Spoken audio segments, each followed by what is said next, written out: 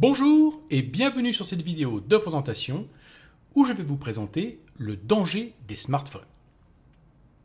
Alors, vous l'avez certainement remarqué, mais sur ma chaîne, je ne parle pas souvent des smartphones et des téléphones mobiles, et encore moins des smartwatches. En regardant cette vidéo, vous allez certainement comprendre pourquoi. Alors je vous préviens, cette vidéo va être peut-être un petit peu anxiogène, en particulier pour ceux qui ne quittent jamais leur téléphone et qui ont toute leur vie stockée sur leur smartphone.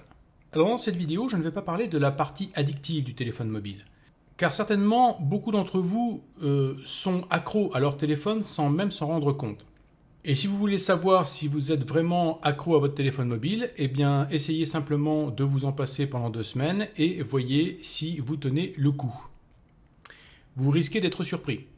Alors, je vous invite à regarder un documentaire, qui est d'ailleurs carrément un petit téléfilm, qui s'appelle The Social Dilemma, ou en français je crois que le titre c'est Derrière nos rideaux de fumée.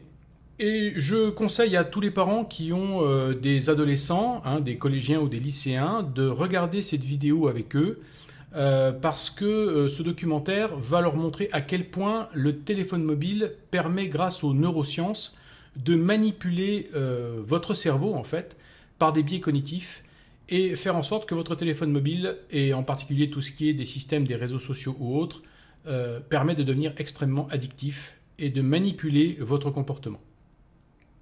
Donc, je préfère que vous regardiez ce documentaire plutôt que je vous parle de ce sujet, parce que c'est un documentaire qui est très bien fait et qui expliquera certainement mieux que moi ce problème d'addiction au téléphone mobile. Ensuite, il y a une règle dont il faut absolument se souvenir lorsque l'on veut sécuriser son téléphone mobile, c'est que sécurité ne veut absolument pas dire protection de la vie privée.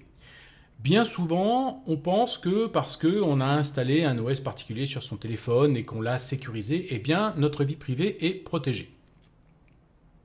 Ce n'est pas le cas. Ce n'est pas parce que vous avez un téléphone sécurisé que votre vie privée est protégée. Ce qui protège votre vie privée, c'est votre attitude. C'est comment vous allez utiliser votre téléphone mobile, ce que vous allez y stocker et les applications que vous allez utiliser. Donc vous pouvez prendre le téléphone le plus sécurisé du monde.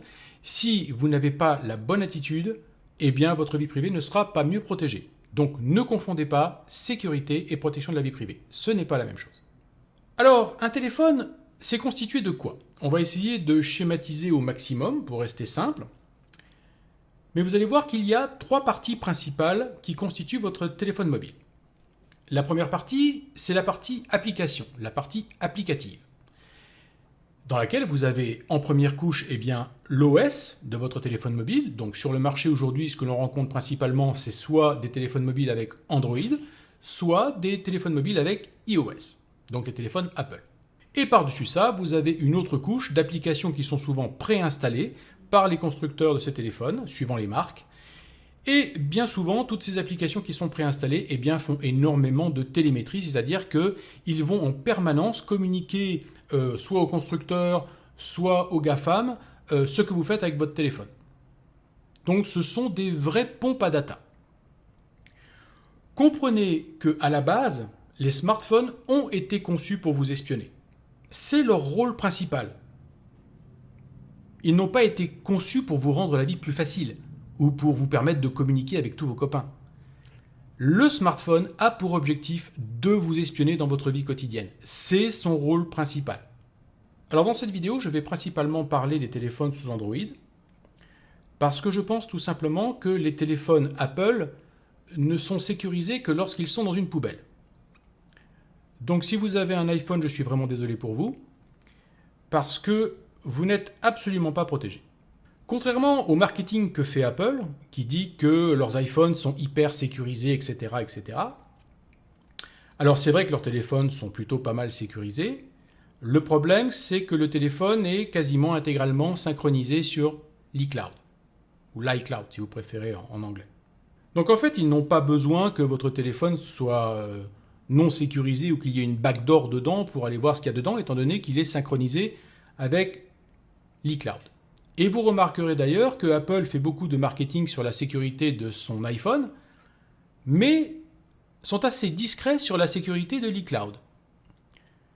Pour la bonne et simple raison, c'est que l'iCloud, eh bien, c'est open bar pour les autorités. Toutes les autorités de surveillance, que ce soit la NSA ou autre, peuvent aller piocher ce qu'ils veulent donc, dans l'iCloud, c'est-à-dire la liste de vos contacts, vos photos, etc., etc. Enfin bref, puisque votre téléphone est synchronisé avec l'iCloud, forcément, ils peuvent aller piocher ce qu'ils veulent dans ce joli cloud d'Apple. Donc le marketing d'Apple concernant la sécurité de l'iCloud est assez discret. D'ailleurs, si vous vous souvenez, il y a eu la fameuse affaire du fappening, où des célébrités, des acteurs de Hollywood et des actrices principalement de Hollywood se sont retrouvés avec des photos très intimes sur Internet, tout simplement parce que, eh bien, elles avaient des iPhones et elles pensaient que l'iPhone était ultra sécurisé. Et manque de bol, comme leur iPhone était synchronisé avec l'iCloud et que l'iCloud a été piraté, eh bien, toutes leurs photos intimes se sont retrouvées sur Internet. Donc c'est pour cela que je ne parlerai pas ici de l'iPhone. Je vous le répète, la meilleure solution pour vous, c'est de vous en débarrasser. Bien, maintenant refermons cette petite parenthèse. Donc la deuxième partie de votre téléphone, c'est la partie communication. C'est-à-dire tout ce qui permet à votre smartphone de communiquer avec l'extérieur. Et vous voyez qu'il y a un paquet de choses. À commencer par, bien sûr, tout ce qui est de la communication 4G, 5G qui vous permet de téléphoner, le Wi-Fi, le Bluetooth, les caméras, parce qu'il y a une caméra arrière, une caméra frontale, le microphone, le GPS, la puce NFC, le lecteur d'empreintes. Vous voyez que ça fait quand même énormément de choses qui sont capables de communiquer vers l'extérieur ou de recevoir des informations de l'extérieur. Autant de portes qui sont ouvertes vers l'extérieur. De plus, si on prend le cas par exemple de la caméra, enfin des caméras, puisque maintenant il y en a plusieurs, et du microphone, eh bien vous ne pouvez pas réellement physiquement couper le microphone. Vous ne pouvez pas non plus réellement couper la caméra. Il n'y a pas de bouton sur votre téléphone qui vous permet physiquement de couper le microphone de la caméra. Donc, vous devez considérer que votre téléphone vous écoute en permanence et vous filme en permanence.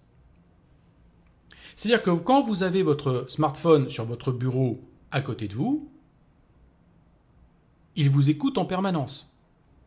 Et si vous en doutez, vous avez juste à dire « OK Google » et vous allez voir si votre téléphone ne vous écoute pas.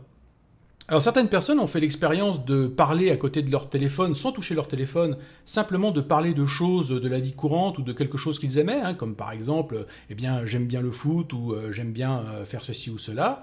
Et au bout de quelques heures, après avoir parlé à côté de leur téléphone, de tout et de rien, se sont aperçus que lorsqu'ils allaient surfer sur Internet avec leur ordinateur, se retrouvaient avec des publicités qui étaient en rapport avec les choses dont ils parlaient. Comme si leur téléphone les avait écoutés. Eh bien c'est le cas, votre téléphone vous écoute en permanence. Et ce que je dis là, c'est valable aussi pour les Google Home, Alexa et compagnie. Tout ce qui possède un micro, que ce soit votre smartphone ou un autre appareil dit smart, eh bien vous écoute en permanence et vous espionne en permanence. Et après, allez donc savoir où vont les informations qu'il a collectées par le microphone ou par la caméra. Sachez que le simple fait d'utiliser l'interface d'Android pour couper le microphone ou pour couper la caméra n'est pas suffisant. Il faudrait pouvoir réellement le couper de façon physique, avec un bouton extérieur. Donc déjà, c'est un premier risque. Passons à la troisième partie. La troisième partie, c'est la partie opérateur.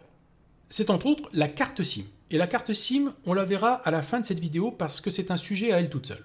Donc voilà les trois parties qui constituent votre smartphone de façon schématique. Mais remarquez une chose qui est très importante. La carte SIM n'a pas besoin de passer par la partie application pour utiliser la partie communication. La carte SIM a un accès direct à tout ce qui concerne la communication. Donc si la carte SIM fait quelque chose, la partie application n'en a absolument aucune connaissance. Gardez ça en mémoire, on revoit ça à la fin de la vidéo. Donc dans la partie application, on a donc la possibilité, si on veut se débarrasser des GAFAM, en particulier si on veut se débarrasser de Google dans le cas d'Android, et que l'on veut également se débarrasser de toutes les applications installées par le constructeur, eh bien il est possible d'enlever l'OS, le système de votre téléphone mobile, pour le remplacer par un autre OS. Ici, je vous présente une liste non exhaustive de quelques OS qui existent et qui sont expurgés totalement de Google. On va dire qu'ils sont dégooglisés et qui sont également parfois endurcis, sécurisés, beaucoup plus sécurisés qu'un Android classique. Donc ici, nous avons par exemple Graphene OS, Lineage OS, eFoundation, CalyxOS ou Replicant. Alors, je vais vous donner un petit peu les petites différences qu'il y a entre chacun. Graphene OS ne fonctionne que sur des Google Pixel 6, 5, 4. Donc, si vous n'avez pas de téléphone Google Pixel, eh bien, vous ne pourrez pas installer Graphene OS. Lineage OS, lui, fonctionne sur pas mal d'appareils, sauf des appareils trop anciens, puisqu'il est basé sur Android 12. Vous avez également eFoundation, qui lui va s'installer sur des appareils un peu plus anciens. Il est encore soutenu sur certains appareils un peu anciens. Vous avez CalyxOS, qui lui aussi ne fonctionne que sur des Google Pixel. Et pour des appareils qui sont vraiment très très vieux, vous avez Replicant. Voilà, mais je mettrai dans la description de la vidéo des liens vers tous ces OS, si ça vous intéresse d'installer ça sur votre téléphone. Pour ma part, j'ai choisi Graphene OS. Cependant, il faut savoir que utiliser un Android modifié qui est expurgé de Google demande certains sacrifices. C'est-à-dire qu'il y a des applications qui refuseront certainement de fonctionner sous Graphene OS ou Lineage OS parce qu'il n'y a pas le Google Play Store. Ce sont généralement des applications assez intrusives, comme par exemple des applications bancaires. Bien souvent, vous verrez que des applications de banque refuseront de fonctionner sur des OS qui ont été modifiés. Ensuite, vous avez une catégorie particulière d'OS, c'est les OS qui sont basés sur Linux. Alors vous me direz, Android est aussi basé sur Linux. Mais bon, Android c'est vraiment très spécifique au téléphone mobile. Dans la partie des OS basés sur Linux, vous en avez deux qui sont assez populaires, qui sont Ubuntu Touch et Plasma Mobile. Mais attention, ces OS basés sur Linux, vous aurez des difficultés à faire tourner des applications qui sont conçues pour Android sur des OS basés sur Linux. Alors il est possible d'émuler Android par exemple sous Ubuntu Touch pour pouvoir faire fonctionner une application Android sous Ubuntu Touch, mais vous allez avoir besoin d'un téléphone assez puissant parce que c'est un petit peu comme si vous faisiez tourner deux OS dans un. Donc sur des téléphones qui n'ont pas beaucoup de mémoire, qui n'ont pas un processeur très rapide, ça risque de ne pas être évident. Mais si vous voulez tenter l'aventure et tenter d'aller carrément sur des OS basés sur Linux, eh bien, faites le test. Si vous n'avez pas besoin de beaucoup d'applications basées sur Android, c'est peut-être faisable. Donc, à vous de tester. À savoir que parfois, on vous propose sur les sites de ces différents OS des téléphones sur lesquels sont déjà installés ces OS. Donc, vous pouvez acheter des téléphones qui ont déjà les OS préinstallés, donc vous n'avez pas besoin de faire la manipulation d'installation de l'OS, qui parfois est un peu compliquée, pas toujours évidente, même en suivant les petits tutos qui sont sur les sites, parfois c'est pas si facile et si évident que ça à faire. Donc si vous voulez vous éviter ça, vous avez la possibilité parfois d'acheter des téléphones mobiles qui ont déjà les OS installés dessus. Bien, maintenant je vous propose de voir les différentes parties du téléphone qui permettent de communiquer vers l'extérieur. On va commencer par la partie 5G, 4G. Et nous allons voir quels sont les identifiants, quelles sont les identités, quels sont les tatouages, on pourrait dire, que diffusent ces différents systèmes de communication pour vous identifier. Si on prend le cas de la 5G, 4G, 3G, 2G, etc., vous avez deux types d'identifiants qui sont diffusés. Le premier type, c'est l'IMSI, qui s'appelle International Mobile Subscriber Identity. L'IMSI permet donc de vous identifier, vous, en tant que souscripteur d'un contrat avec votre opérateur. Et ça de façon internationale, c'est-à-dire que à chaque fois que vous allez dans un pays et que vous vous connectez à une antenne 5G ou 4G, eh bien l'IMSI est diffusé pour vous identifier, vous, en tant que client d'un opérateur. Et de façon internationale, mondiale. Cet identifiant est unique mondialement. Ensuite, vous avez un deuxième identifiant qui est l'IMEI, International Mobile Equipment Identity. Celui-là va identifier votre téléphone mobile. Donc ça fait deux identifiants, un pour vous identifier vous et un pour identifier votre téléphone mobile. Et chose intéressante que nous reverrons à la fin de cette vidéo, c'est que l'IMEI est conservé par votre carte SIM.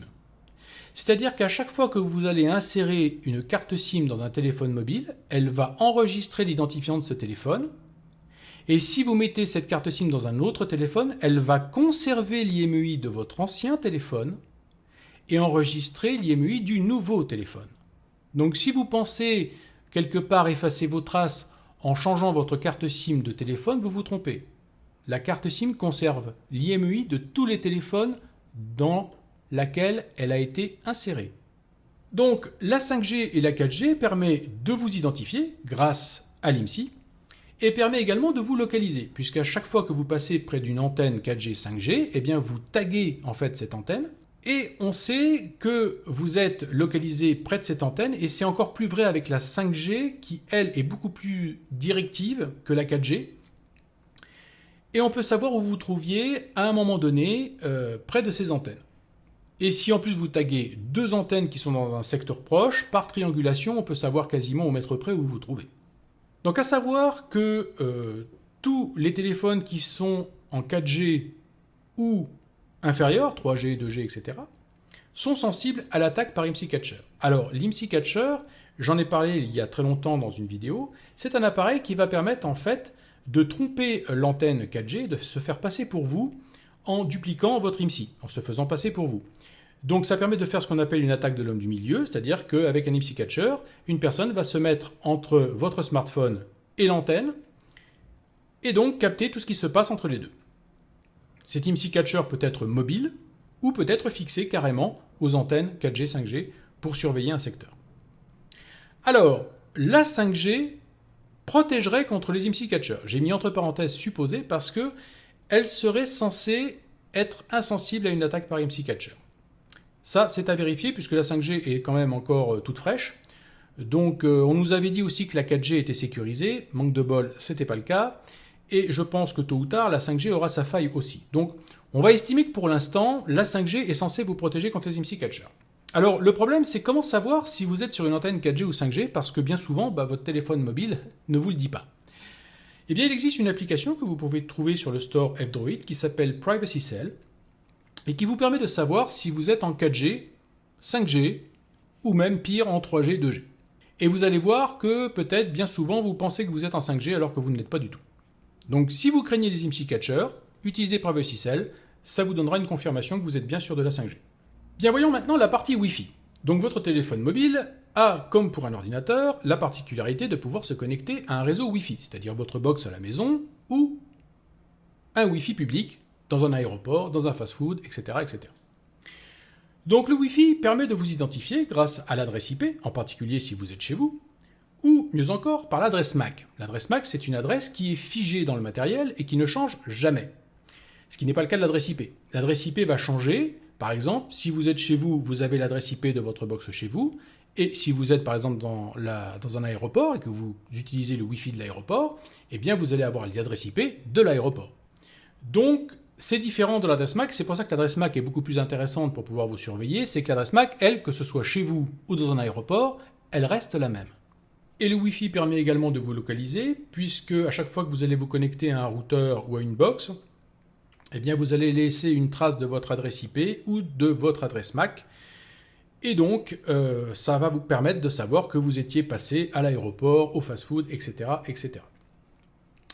Alors, une règle qu'il ne faut jamais oublier, c'est qu'il ne faut jamais se connecter à un Wi-Fi public sans utiliser un VPN ou le réseau Tor. Donc ne vous connectez jamais dans un fast-food, un aéroport, un hôtel, un restaurant, peu importe, qui soit public, sans utiliser un VPN ou un réseau Tor, quelque chose qui permet de masquer votre adresse IP, mais surtout quelque chose qui va permettre de chiffrer vos communications. Parce que sinon, eh bien, quelqu'un peut capter, là encore, la technique de l'homme du milieu, c'est-à-dire quelqu'un va capter vos communications et va voir les mots de passe que vous tapez lorsque vous allez vous identifier sur votre réseau social préféré ou pire, votre banque. Donc ça, c'est quelque chose qu'il faut se rappeler. Attention, attention, attention au Wi-Fi public. Si vous n'avez pas de VPN sur votre téléphone mobile ou si vous ne voulez pas utiliser le réseau Tor, bien à ce moment-là, préférez le partage de connexion 4G, 5G si vous avez par exemple un ordinateur.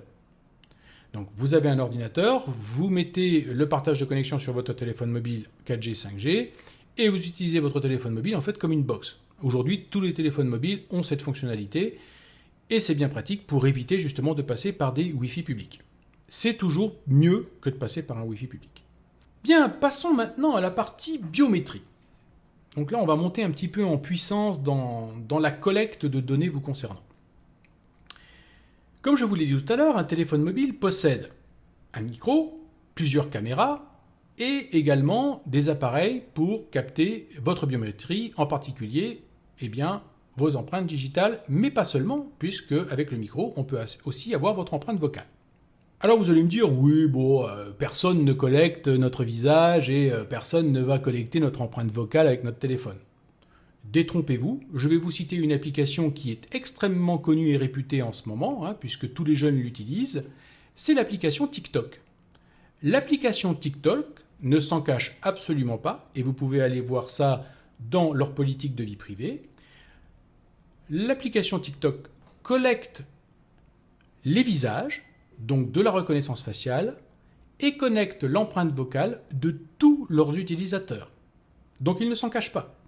Donc si vous utilisez TikTok, votre visage et votre empreinte vocale est certainement aujourd'hui stocké dans une base de données et revendu à d'autres entreprises, des entreprises de sécurité ou d'autres entreprises de surveillance. Donc là, je vous ai cité que TikTok, mais il y a beaucoup d'applications qui prennent des photos de votre visage et qui prennent le son de votre voix pour les stocker dans des bases de données. Alors il faut savoir qu'en France, aujourd'hui, il y a des rues qui sont équipées de micros et qui vous écoutent. Oui, en France, aujourd'hui, il y a des rues qui sont sonorisées. Imaginez que les sociétés qui captent votre empreinte vocale revendent cette empreinte vocale à ces sociétés qui écoutent les gens dans la rue. Il vous suffira d'ouvrir la bouche pour que l'on sache immédiatement que c'est vous qui êtes dans cette rue en train de parler. Parce qu'on aura lié votre identité à votre empreinte vocale. Voilà le risque que l'on court. Et c'est un risque bien réel et qui est déjà en cours. Donc oui, en France aujourd'hui, il y a des rues qui sont sur écoute. Si vous voulez avoir plus d'informations à ce sujet, je vous conseille d'aller voir l'association et le site internet de la Quadrature du Net. Je mettrai le lien de la Quadrature du Net dans le descriptif de cette vidéo. C'est une formidable association que nous avons la chance d'avoir en France et qui en ce moment mène un combat acharné contre la technopolice en France. Si vous voulez les soutenir, n'hésitez pas à leur faire un don. Et donc si vous voulez en apprendre plus sur la technopolice, allez voir la Quadrature du Net, regardez la carte de France qu'ils ont fait où ils montrent les endroits où il y a des caméras et des micros, et vous risquez d'être surpris de voir à quel point la France est déjà sous surveillance. Bien, continuons notre exploration des différents éléments de notre téléphone mobile. Et passons maintenant au GPS, le Global Positioning System. Tout le monde connaît le GPS, c'est assez vieux, et ça permet entre autres de faire fonctionner vos applications tout simplement de GPS qui vous permettent donc de trouver votre chemin lorsque vous êtes perdu quelque part. Donc le GPS permet de vous localiser au mètre près. Donc c'est d'une très grande précision, c'est peut-être le système le plus précis pour la localisation de votre smartphone. Le GPS permet également de connaître l'heure. Vous allez me dire, quelle importance de connaître l'heure. Et le GPS permet également de connaître la vitesse de déplacement. Alors, si on met ces choses bout à bout, vous allez voir que ça va me permettre de savoir que vous êtes allé à pied entre 14h et 14h30 à la boulangerie. Comment je sais que c'est à pied ? Parce que le GPS me permet de dire que vous n'avez pas dépassé une vitesse supérieure à quelqu'un qui marche à pied. Je peux savoir que c'est à vélo parce que vous êtes à une vitesse qui est à peu près la vitesse d'un vélo. Ou je peux savoir que vous étiez en voiture parce que vous étiez à peu près à la vitesse d'une voiture. Donc vous voyez que rien que de connaître la vitesse de déplacement me permet de savoir déjà si vous êtes à pied, à vélo ou en voiture. Donc le GPS donne beaucoup plus d'informations que simplement localiser. Ça donne beaucoup plus d'informations, surtout si vous combinez ces trois éléments ensemble. Bien maintenant, voyons la puce NFC. Alors la puce NFC se trouve généralement au dos de votre téléphone mobile. Elle permet le transfert de données sans contact. Alors peut-être certains d'entre vous l'ont déjà utilisé pour échanger des données entre téléphones ou transférer des données sur un autre appareil, comme par exemple un appareil de paiement. Donc ça permet entre autres le paiement sans contact, mais ça va permettre également la disparition du cash, puisque l'objectif aujourd'hui vers lequel on se dirige, c'est la disparition de l'argent liquide et donc la possibilité de payer avec des appareils électroniques, donc soit une carte bancaire, soit directement le téléphone mobile. Entre autres, vous allez bientôt voir émerger des monnaies numériques créées par les États, qui sont basées d'ailleurs parfois sur la blockchain, comme par exemple l'euro numérique qui va bientôt arriver, qui va être voté en octobre 2023 et qui devrait être actif en 2026, si tout se passe bien. Donc le fait d'avoir ce type de puce NFC n'est pas anodin. C'est là en fait pour remplacer tout le système de cash et vous permettre de payer avec des systèmes sans contact. Et bien sûr, les NFC sont là depuis même quasiment avant les téléphones mobiles, puisqu'on pouvait en trouver dans les antivols, et qu'aujourd'hui on peut les implanter dans des vêtements ou même sous la peau. Donc vous avez aujourd'hui des gens qui payent en passant leurs mains simplement au-dessus d'un appareil de paiement pour pouvoir payer directement avec leurs mains sans aucun autre appareil électronique parce qu'ils se sont fait implanter une puce dans la peau de leurs mains. Il faut savoir que l'objectif final, bien sûr, c'est de faire disparaître l'argent liquide, mais c'est aussi de faire disparaître le téléphone mobile. C'est-à-dire que l'objectif vers lequel on se dirige, c'est que le téléphone mobile soit d'abord intégré à vos vêtements, donc de plus en plus proche de vous. D'ailleurs, la smartwatch est déjà une étape dans cette direction, puisqu'on commence à avoir quelque chose qui est de plus en plus proche de vous et dont vous ne vous séparez plus. La smartwatch, elle est autour de votre poignet. Vous pouvez même dormir avec si vous voulez. Même si je suis sûr que certains d'entre vous dorment avec leur smartphone sous l'oreiller, ce qui est une très mauvaise chose. Et donc un jour, tout ça va se retrouver non plus sur votre poignet ou dans votre main, mais dans vos vêtements, et puis un jour, carrément, sera implanté, c'est ce que cherchent à faire des gens comme Elon Musk ou autres, ou même chez Google par exemple, implanter directement toutes les technologies smartphone dans votre corps. Directement dans votre corps. Sous forme d'implants, sous forme de choses comme ça. Donc en fait, vous arriverez pour payer, vous passerez dans un portique et sans que vous ayez besoin de sortir quoi que ce soit, vous aurez payé ce que vous avez acheté. Donc la technique NFC n'est que le début de ce genre de choses et vous allez voir que très vite ça va s'accélérer. Alors maintenant nous allons parler de mon préféré, le Bluetooth. Alors le Bluetooth communique dans un rayon de 10 mètres autour de vous. Alors plus ou moins parce que ça dépend bien sûr des obstacles qu'il y a autour de vous. C'est-à-dire que s'il y a des murs, des poteaux métalliques, n'importe quoi qui pourrait donc bloquer le signal, forcément ça va réduire la distance. Mais maximum, on estime que c'est environ 10 mètres. Parfois ça peut être un peu plus, mais 10 mètres, c'est le rayon habituel. Le Bluetooth va permettre de vous localiser avec des bornes. Il existe dans certaines villes des bornes Bluetooth qui donc, lorsque vous allez passer à côté, eh bien, comme pour une antenne 5G, va vous détecter et va voir que vous êtes passé là. Ça permet aussi de vous identifier parce que le Bluetooth diffuse une adresse MAC en permanence. Et donc, comme je vous l'ai dit tout à l'heure, une adresse MAC, eh bien, c'est une adresse qui est fixe, comme un tatouage, et donc c'est quelque chose qui permet de vous identifier sans aucun doute. Mais le Bluetooth permet également de savoir avec qui vous êtes. Si vous vous souvenez, l'État vous a fait installer il y a quelques mois de ça une application sur votre téléphone mobile pour, soi-disant, vous protéger et permettant de savoir si les gens qui étaient autour de vous avaient des petits problèmes de santé. Eh bien, c'est très exactement ça qui est intéressant dans le Bluetooth. C'est de savoir avec qui vous êtes. On va voir ça plus en détail tout à l'heure. Ça permet également de savoir à quelle distance vous êtes, parce que grâce au Bluetooth, on peut savoir si une personne est à 3 mètres, 4 mètres, 5 mètres ou 10 mètres.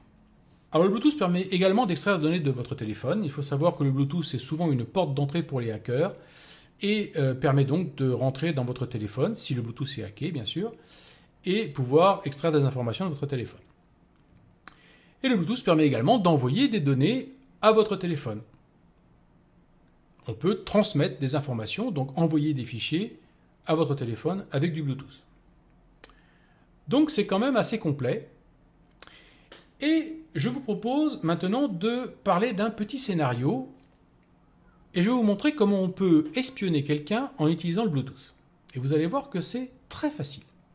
Et pour ça, vous allez installer sur votre téléphone mobile ce que l'on appelle un scanner Bluetooth. C'est-à-dire un scanner qui va scanner tous les appareils qui se trouvent autour de vous et faire une liste de toutes les adresses MAC des appareils Bluetooth qui se trouvent autour de vous. Alors ça peut être des smartphones, mais ça peut être aussi d'autres types d'appareils. Ce n'est pas nécessairement que des smartphones. Ça peut être des casques Bluetooth, ça peut être des oreillettes Bluetooth, etc. Alors je mettrai dans la description de la vidéo un lien pour une application entre autres. Il existe plein d'applications qui scannent les Bluetooth, mais je vous donnerai un lien d'une application en particulier qui permet de faire ça. Donc imaginons que je veuille savoir quelle est l'adresse MAC d'une personne qu'on va appeler Jacques, et je veux savoir quelle est son adresse MAC pour pouvoir lier son adresse MAC à son identité. Savoir que une des adresses MAC que vous voyez ici à l'écran est l'adresse MAC de Jacques. Donc imaginons, je me gare devant un bar et je vois que Jacques est dans ce bar. Donc je prends note de toutes les adresses MAC que je capte à côté de ce bar. Et je sais que dans cette liste-là, il y a l'adresse MAC de Jacques. Mais je ne sais pas laquelle. Par contre, je sais où Jacques habite. Donc, ce que je vais faire, c'est qu'après, quelques jours plus tard, je vais me poster devant la maison de chez Jacques et je vais également prendre la liste de toutes les adresses MAC qui se trouvent dans le secteur où est Jacques. Et bien sûr, par élimination, je vais pouvoir déterminer que l'adresse MAC que vous voyez ici encadrée en rouge est celle de Jacques. Vous voyez, c'est relativement facile. Donc maintenant que j'ai réussi à lier l'identité de Jacques avec cette adresse MAC, eh bien je vais pouvoir savoir où se trouve Jacques dans un bâtiment. Imaginons par exemple que je passe à côté du siège d'un parti politique. Je n'ai même pas besoin de rentrer dedans pour savoir que Jacques est dans le bâtiment. J'ai juste à me garer devant, je prends la liste des adresses MAC, je vois que son adresse MAC apparaît, je sais qu'il est dans le bâtiment. Très facile. Mais mieux encore, j'ai réussi à identifier les adresses MAC de plusieurs personnes. Et en utilisant les distances, on va reprendre le cas par exemple d'un bâtiment d'un siège de parti politique, je vais remarquer que Eric, Jacques, Pierre et Paul sont tous à peu près à 3 mètres de distance par rapport à moi. C'est-à-dire qu'ils sont tous à peu près au même endroit. Je peux donc en déduire qu'Eric, Jacques, Pierre et Paul sont certainement réunis dans le bâtiment qui se trouve en face de moi. Ce qui n'est pas le cas de François et Stéphane, qui eux sont à 8 mètres, plus de 8 mètres, et l'autre à 9 mètres.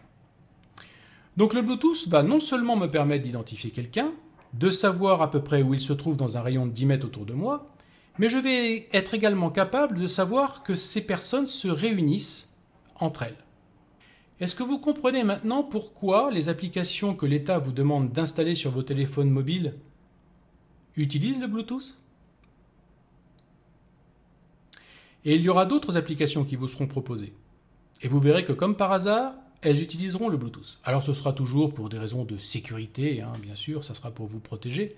Ce sera pour vous avertir, par exemple, je pense que ça c'est une application qui vous sera proposée dans peu de temps, c'est-à-dire une application entre guillemets d'urgence qui permettra de vous avertir d'un problème climatique grave, qu'une tornade arrive, etc., etc. Mais vous verrez que ce sont des appareils, des applications qui, comme par hasard, utiliseront le Bluetooth. Parce que ce qui intéresse ceux qui veulent vous surveiller et savoir ce que vous faites, ce n'est pas tellement de savoir où vous vous trouvez, mais de savoir avec qui vous êtes, avec qui vous vous réunissez et où. Donc vous voyez qu'avec rien que le Bluetooth, je peux obtenir énormément d'informations sur vous, sur vos habitudes, sur avec qui vous vous réunissez et bien d'autres choses encore. Alors parlons maintenant d'un élément dont on ne parle pas souvent quand on parle des smartphones, c'est la carte SIM. Parce que bien souvent on se dit la carte SIM, c'est juste la petite carte là qu'on met pour son abonnement avec son opérateur, et puis voilà. Ça ne sert pas plus à grand chose. Mais ce qu'il faut savoir, c'est que la carte SIM, c'est beaucoup plus que ça. C'est un ordinateur à elle toute seule. Elle est totalement autonome, la carte SIM. Elle a son propre processeur, elle a sa propre mémoire, elle a son propre système de fichiers, et peut être programmée à distance, comme un ordinateur. Et, le plus important, c'est que l'OS, que ce soit Android, iOS ou n'importe quel autre OS sécurisé, entre guillemets sécurisé, n'ont aucune connaissance de ce que fait la carte SIM. La carte SIM est autonome, elle fait strictement ce qu'elle veut, et l'OS n'en a aucune connaissance. La carte SIM, c'est un peu comme une boîte noire. Elle contient donc, comme je vous l'ai dit tout à l'heure, votre IMSI, elle contient l'IMEI de tous les téléphones dans lesquels elle a été insérée, et elle a accès à l'heure, à la localisation en utilisant la 4G, la 5G, le Wi-Fi ou le GPS, donc elle est capable de collecter ces informations. Elle collecte tous les appels téléphoniques émis ou reçus, tous les textos, SMS, MMS émis ou reçus, mais également l'activité de votre téléphone. Est-ce que le téléphone est en train d'être utilisé? Est-ce qu'il va sur Internet? Qu'est-ce que vous êtes en train de faire avec votre téléphone? La carte SIM le sait. Mais pire encore, la carte SIM peut composer un numéro de téléphone silencieusement et à votre insu pour transmettre des données à un tiers, que ce soit l'opérateur lui-même ou une autorité quelconque. Donc en fait, lorsque vous avez un smartphone, vous n'avez pas un appareil, vous avez deux appareils, la carte SIM et votre smartphone. Ce sont deux appareils qui sont totalement autonomes, chacun faisant son job de son côté. Et la carte SIM peut faire tout ce qu'elle veut sans que vous en ayez la moindre connaissance. Je répète, votre carte SIM peut composer un numéro de téléphone à votre insu sans que l'OS n'en ait connaissance. Vous n'aurez pas, dans l'historique des appels, le numéro qu'aura composé la carte SIM si elle souhaite composer un numéro de téléphone que vous ne connaissez pas. Alors, ce que vous avez à l'image ici, si vous ne savez pas ce que c'est un bracelet électronique que l'on met à une personne qui a été condamnée, mais qui n'a pas été mise en prison. Donc on la laisse en liberté, mais on lui met un bracelet électronique pour savoir si elle quitte ou non un périmètre que l'on a défini, et également pour contrôler donc les horaires auxquels elle a le droit de quitter ce périmètre et les horaires dans lesquels elle doit être dans le périmètre. Donc c'est tout ce que ça fait. Ça n'a pas de caméra, ça n'a pas de micro, ça n'a rien de tout ça. Donc en fait, une personne qui est condamnée est moins surveillée que vous avec votre smartphone. Vous êtes beaucoup plus, mais alors vraiment beaucoup plus surveillé avec votre smartphone qu'un condamné. Mais vous n'êtes pas un prisonnier. Vous êtes plutôt comme du bétail. C'est-à-dire que on va, par rapport à un prisonnier qui lui ne produit rien, eh bien vous par contre vous allez produire des quantités phénoménales de données qui vont être revendues et qui vont donc produire de l'argent pour ceux qui vont vendre vos données. N'oubliez jamais que si c'est gratuit, c'est vous le produit. Par exemple, tout à l'heure je vous ai parlé de l'application TikTok. L'application TikTok est gratuite. Vous ne payez pas pour utiliser l'application TikTok. Mais par contre, votre empreinte vocale, votre visage et toutes les données que l'application TikTok peut collecter sur vous vont être transmises et vendues à d'autres entreprises. Donc il y a une différence entre traiter des prisonniers et traiter du bétail. Je sais, c'est un peu violent ce que je dis, mais c'est la dure réalité. Alors, arrivé à ce point de la vidéo, je pense que votre quantité d'anxiété a dû monter d'un cran. Alors, on va essayer de voir un petit peu maintenant comment on peut faire baisser un petit peu cette pression et voir comment on peut limiter les dégâts. Alors, comme je vous l'ai dit tout à l'heure, on peut déjà remplacer l'OS de votre téléphone en utilisant GrapheneOS, InnoHOS, eFoundation, CalyxOS, entre autres. Personnellement, j'ai choisi GrapheneOS. Mais tout dépend de l'adversaire que vous avez en face. Si votre adversaire, ce sont les GAFAM, ou entre autres Google, alors oui, en changeant d'OS, vous allez immédiatement vous débarrasser de toute la télémétrie de Google. Mais si votre adversaire c'est l'État, la carte SIM vous mettra en échec systématiquement. Mais il y a même plus. Parce qu'on ne connaît pas totalement le fonctionnement de toutes les puces qui se trouvent dans tous les téléphones mobiles. Et on soupçonne certains constructeurs chinois en particulier de mettre dans des téléphones mobiles des puces qui ont peut-être des petites fonctionnalités supplémentaires. Ce que l'on appelle souvent des backdoors et qui permettent de collecter des informations sur l'utilisateur du téléphone et les envoyer en Chine ou ailleurs. Donc on ne peut pas non plus avoir une entière confiance à ce qu'on appelle le hardware du téléphone mobile, parce que ce hardware n'est pas open source. On n'a pas la documentation complète de ce que font toutes ces petites puces qui sont dans votre téléphone mobile. Donc, que font-elles? Parfois, on n'en sait rien. Mais ça, généralement, ce sont des fonctionnalités qui sont utilisées par des États pour pouvoir surveiller les personnes qui utilisent des téléphones mobiles. Donc, je le répète, si votre adversaire, ce sont les GAFAM, vous allez les mettre en échec en utilisant d'autres OS que ceux qui sont préinstallés, mais pas les États. Vous ne les mettrez pas en échec. Donc maintenant que nous avons vu les OS, je vous propose de voir un petit peu les applications que l'on peut installer, qui peuvent vous aider une fois que vous avez changé votre OS. Alors la première chose que vous devriez installer, eh bien, c'est le store F-Droid, qui va vous permettre d'installer beaucoup d'applications qui sont open source. Et toutes les applications que je vous montre ici dans cette liste sont des applications qui sont sur le store F-Droid. Je mettrai le lien de F-Droid dans la description de la vidéo. La première chose que vous pouvez installer, en particulier si vous voulez continuer d'installer des applications qui se trouvent sur le Google Play Store, c'est Aurora Store. Aurora Store va vous permettre de vous connecter au Google Play Store, mais de façon anonyme, et pouvoir installer donc des applications qui se trouvent sur le Google Play Store. Ensuite, vous avez l'application Silence, qui va vous permettre de faire des SMS, mais de façon sécurisée. C'est-à-dire que vous pouvez faire ce qu'on appelle un échange de clés entre deux personnes. C'est très facile à faire avec Silence, puisque vous avez juste à appuyer sur un petit cadenas. Et cela va vous permettre d'envoyer des SMS avec une personne, et ça de façon totalement décentralisée.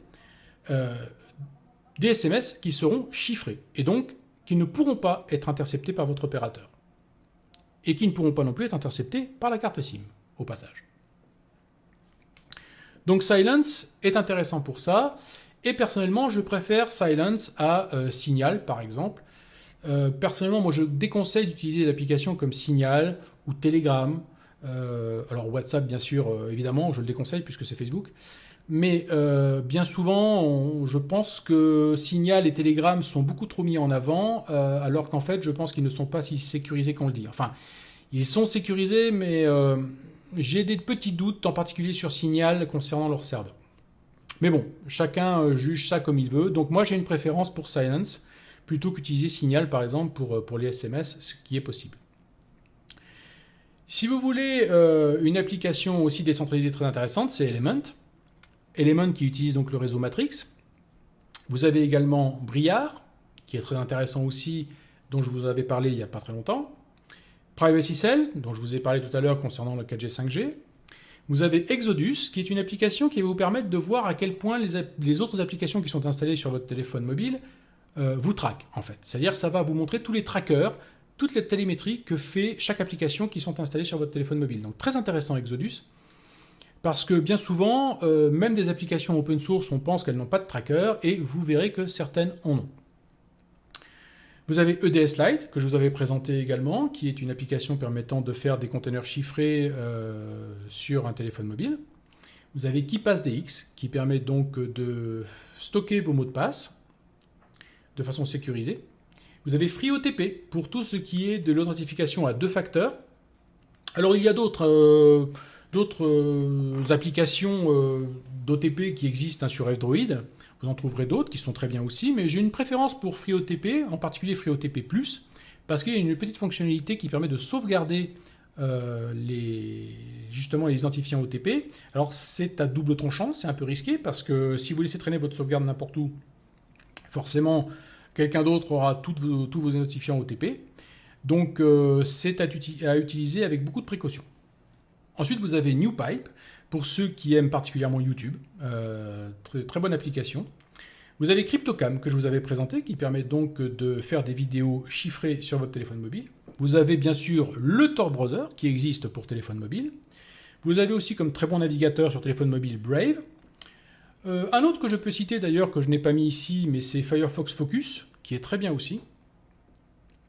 Pour les emails, vous avez K9, ou K9 si vous préférez, Mail, qui est très très bien, très simple, une application très simple pour les emails, mais franchement qui fait le job. Donc personnellement, je l'utilise tous les jours et j'aime beaucoup cette application, très rapide.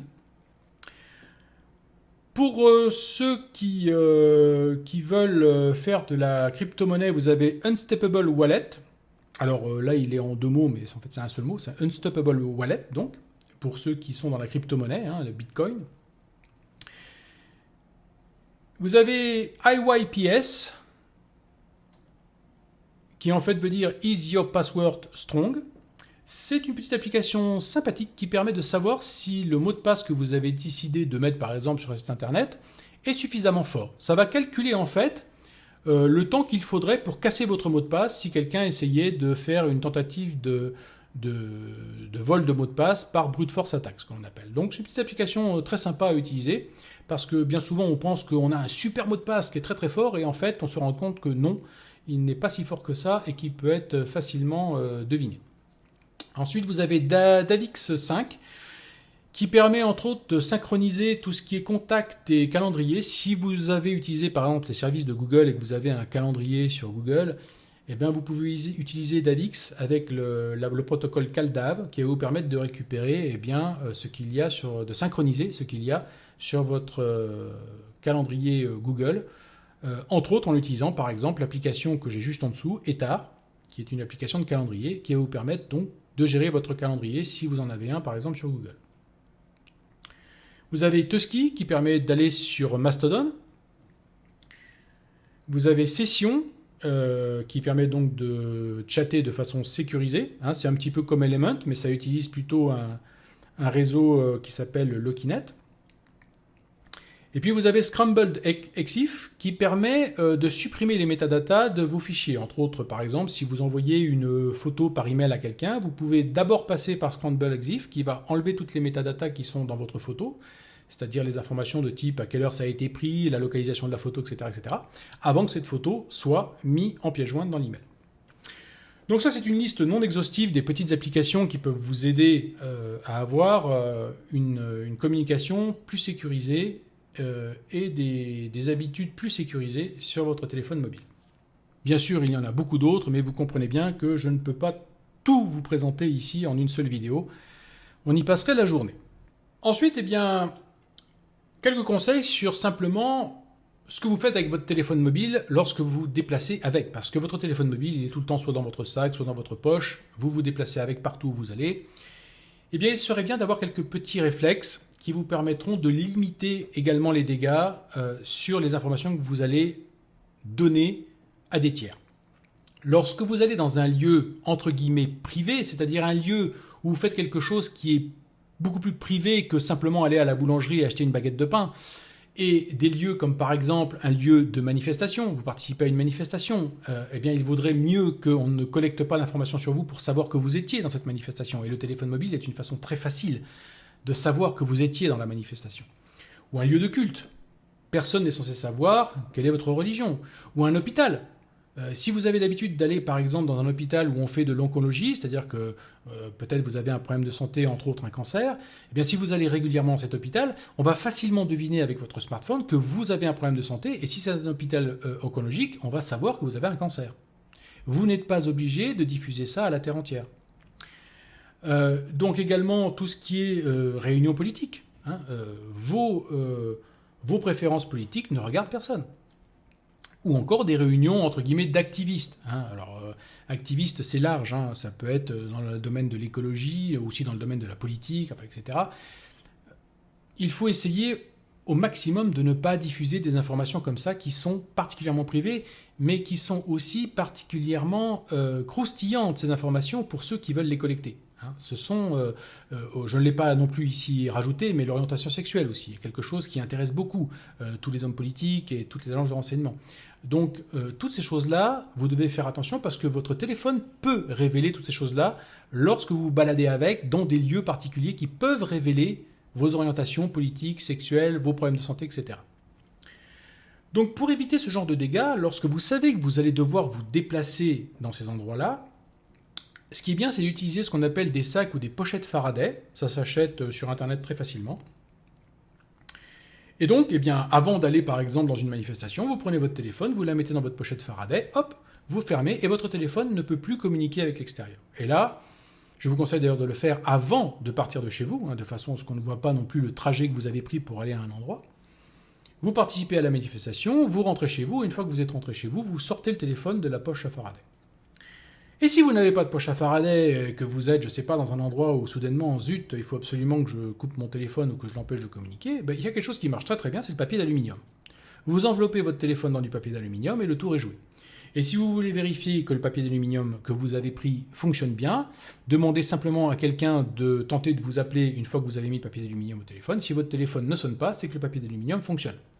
Voilà, c'est tout simple, mais ça fonctionne. Et le plus vous rendrez muet votre téléphone dans des endroits qui sont entre guillemets privés, le mieux vous protégerez votre vie privée.